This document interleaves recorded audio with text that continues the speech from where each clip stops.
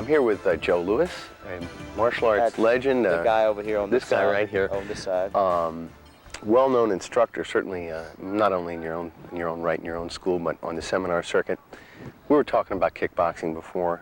What do you think of the state of kickboxing in the U.S. today? Sucks. No, it's. Could you elaborate? it's having a real rough go of it. You've got a number of problems. You've got the boxing people, from the commissioners to the promoters, all the way down to the sports writers. They are consciously and unconsciously, explicitly and explicitly trying to suppress the sport. Just like the football people suppressed soccer, and soccer never made a go of it in this country, although soccer is one of the 3 major sports in the world. Then the other problem is, you've got to have, in order to have a sport, you've got to have records. The records are poorly kept, they're not updated. Then you've got to have athletes, and the kickboxers in this country just don't look like athletes. They look out of shape, they go 3 rounds, they're running out of gas. So there's a lot of problems there we've got to work on correcting it. But we've got a number of guys, 2 or 3 of them at least, who are making over $150,000, $200,000 a year, and that's like pretty good money for some of the champions in a new sport. And I would say within 10 years, it should be a pretty prominent spectator sport by then, if we can get the TV media behind it. Is there, besides the bringing the media in, which is what everyone would like to see happen, is more coverage, what can we do from within to try and make it more popular, or bring a little more credibility to the sport? Well, not a lot. Basically, we'll need 2 things. We need a big network to get behind it. You can't have a big sport without TV coverage. And number 2, we need some personalities. We need a Sugar Ray Leonard. We need a Muhammad Ali, see?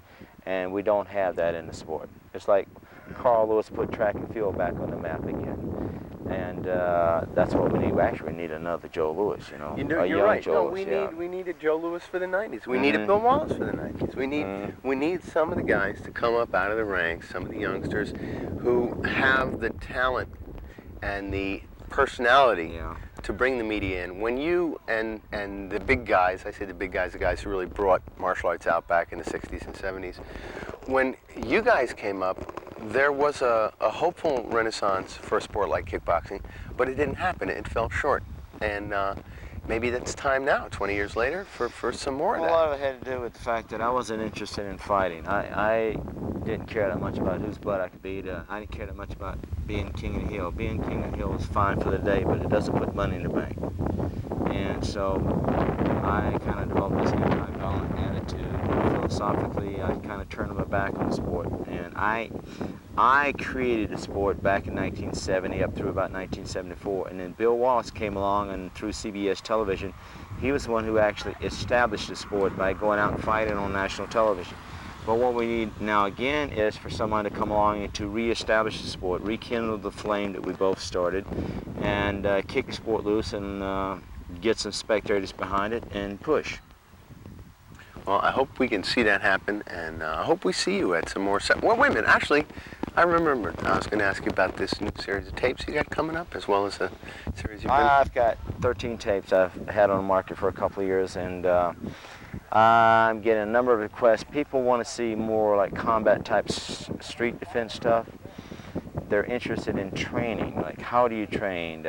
Should you lift weights? Weightlifting workout routines. How do you build muscle? How do you build the stuff called speed strength? And how many drills in this category should you work on? How many sets and reps of exercises should you do in that category? And so what I plan to do is put all that stuff on tape and release it to the market and continue selling the knowledge that I spent years acquiring, and hopefully enjoy sharing it with other people. You have a school down in Carolina? No, I train at a boxing center. I like to hit for real. When I go in the gym to learn how to fight, I want to be making contact. If I don't make contact, I don't see how you can build confidence faking it or simulating defensive tactics. Absolutely. Oh yeah, I agree. Like if you're doing a takedown or come along or chokehold, I want to see my partner in pain. Then I know, hey, that really hurts. I don't even fake, oh, that starts hurting, you're really faking it. Or you hit somebody like that and you go, oh, I could have killed you with that technique. Oh yeah, sure. If I hit you and you go down, I say, a little bit harder, he may not get back up. That's what I like to fight.